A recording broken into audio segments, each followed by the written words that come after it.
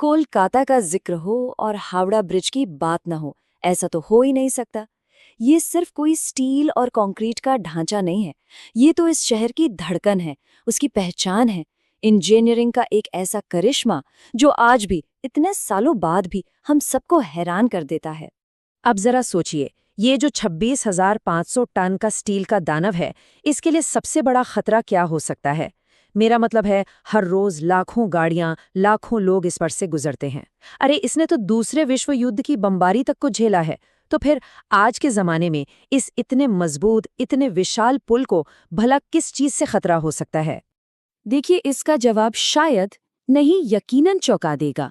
जो काम दूसरे विश्व युद्ध के बड़े बड़े बम नहीं कर पाए, वो इंसानों की एक छोटी सी आदत कर रही है। जी हाँ, आपने सही देखा, पान और गुटखे की पीक। यही वो चीज है जो इस ऐतिहासिक पुल की बुनियाद को धीरे धीरे खोखला कर रही है। यकीन करना मुश्किल है ना? तो चलिए इस अजीब लेकिन बहुत ही गंभीर खतरे की तह तक चलते हैं। पता लगाते हैं कि ये चौंकाने वाली हकीकत आखिर सामने कैसे आई। देखिए, ये कोई सुनी सुनाई बात नहीं है, इसके पीछे पक्का विज्ञान है। सेंट्रल फोरेंसिक साइंस लैब के विशेषज्ञों ने पाया कि पान और चूने में जो चीजें होती हैं ना, वो थूक के साथ मिलकर एक तरह से एसिड बन जाती हैं। और ये एसिड स्टील पर काम करके उससे बहुत तेजी से कमजोर कर देता है। मतलब ये एक केमिकल रिएक्शन है जो पुल के स्टील को धीरे धीरे खा रहा है। अब जरा इन आंकड़ों पर नजर डालिए, ये खतरे की असली गंभीरता बताते हैं। 2011 में जब कोलकाता पोर्ट ट्रस्ट ने पुल का इंस्पेक्शन किया, तो एक बहुत ही चिंताजनक बात सामने आई। पुल के जो हैंगर हैं, उनकी सुरक्षा करने वाली स्टील की परत, जो असल में 6 मिलीमीटर मोटी होने चाहिए थी, वो गलकर सिर्फ 3 मिलीमीटर रह गई थी। सोचिए, आधी की आधी मोटाई गायब। लेकिन आज के इस खतरे को पूरी तरह समझने के लिए ना, हमें थोड़ा सा समय में पीछे चलना होगा। आखिर कहानी शुरू कहाँ से हुई? इस पुल की जरूरत ही क्यों पड़ी? तो बात है 1874 की। तब हुगली नदी पर पहला पुल बनाया गया था, लेकिन वो आज जैसा नहीं था। वो था एक पंटून ब्रिज, मतलब एक तरह का तैरता हुआ पुल, जो तैरने वाले जहाज़ों यानी पंटून्स पर टिका होता था।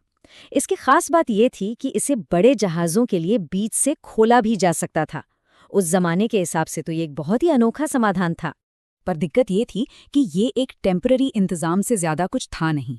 और उस वक्त कैलकाटा, जो ब्रिटिश भारत की राजधानी था, व्यापार का बहुत बड़ा केंद्र बनता जा रहा था।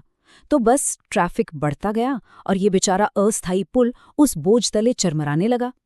अब ये बात बिल्कुल साफ हो गई थी कि एक परमानेंट, एक मजबूत पुल बनाना ही पड़ेगा।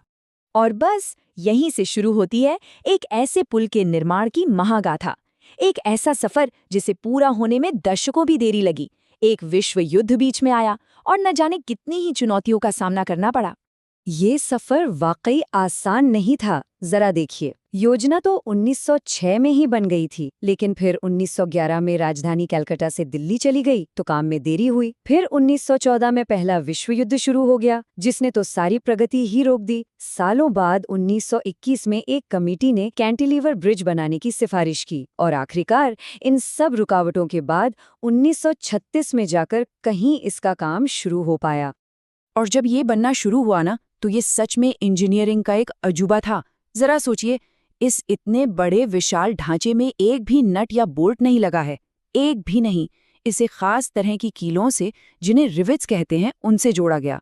और सबसे कमाल की बात, ये पूरा का पूरा 1500 फीट लंबा पुल नदी के बीच में बिना किसी सपोर्ट के सिर्फ 2 किनारों पर बने 2800 फीट ऊंचे पिलर्स पर टिका है ना कमाल? और ये जो नंबर है 23,500 टन, ये सिर्फ एक आंकड़ा नहीं है, इसके पीछे एक पूरी कहानी है। हुआ ये कि दूसरे विश्व युद्ध की वजह से ब्रिटेन से स्टील की सप्लाई हो गई बंद। तब आगे आया भारत का टाटा स्टील। उन्होंने ये जिम्मेदारी संभाली और पुल के लिए जरूरी पूरा 23,500 tonne high tensile steel Bharat में ही बनाया और मुहैया कराया। ये उस जमाने में आत्मनिर्भरता की एक बहुत बड़ी मिसाल थी। तो पुल बनकर तैयार हो गया, लेकिन किस्मत को शायद इसकी असली परीक्षा लेनी अभी बाकी थी। और खुलते ही इस पुल ने अपनी मजबूती और अपनी किस्मत दोनों का लोहा मनवाया। इतने बड़े, इतने शानदार प्रोजेक्ट का कोई धूमधाम से उद्घाटन नहीं हुआ। सोचिए, 1942 का साल था, दूसरे विश्व युद्ध का साया मंडरा रहा था। जापानी हवाई हमलों का खतरा इतना ज्यादा था कि इसे बिना किसी शोर शराबे के, बिना किसी समारोह के, चुपचाप आम लोगों के लिए खोल दिया गया। और वो डर जल्द ही सच साबित हुआ। 20 दिसंबर 1942 की रात जापानी बॉम्बर्स ने पास के बंदरगाह पर हमला कर दिया। उनका एक निशाना ये पुल भी था। लेकिन किस्मत देखिए, उनका बम निशाने से चूक गया और ये ऐतिहासिक पुल बिना किसी नुकसान के बाल बाल बच गया। तो जिस पुल ने विश्व युद्ध के बमों को मात दे दी, वो आज हमारी ही रोजमर्रा की आदतों से एक अलग लड़ाई लड़ रहा है। तो चलिए वापस आज के दौर में लौटते हैं और देखते हैं कि इस खतरे से निपटने और इस आइकॉनिक पुल को बचाने के लिए क्या-क्या कोशिशें की जा रही हैं। आज की तारीख में कोलकाता पोर्ट ट्रस्ट इस पुल को बचाने के लिए एक साथ कई मोर्चों पर काम कर रहा है। सबसे पहले पान की पीक वाले संक्षारण से बचने के लिए खंभों के निचले हिस्से को फाइबर ग्लास के शील्ड से ढक दिया गया है। फिर लाखों पक्षियों के मल से जो केमिकल डैमेज होता है, उससे बचाने के लिए पुल की रेगुलर हाई प्रेशर पानी से सफाई की जाती है। और हाँ, मौसम की मार और जंग से बचाने के लिए समय समय पर पेंटिंग और प्राइमिंग का काम तो चलता ही रहता है। ये एक लगातार चलने वाली लड़ाई है। और अंत में ये सब हमें एक बहुत ही अहम सवाल पर लाकर छोड़ देता है। एक ऐसी शानदार संरचना जो एक विश्व युद्ध में बच गई, जो बमों के सामने नहीं झुकी, क्या वो हमारी रोजमर्रा की छोटी छोटी आदतों से बच पाएगी? इस पुल का भविष्य सिर्फ सरकारी एजेंसियों पर नहीं, बल्कि हम सब पर, उन लाखों लोगों पर निर्भर करता है जो इसे रोज देखते हैं, इस्तेमाल करते हैं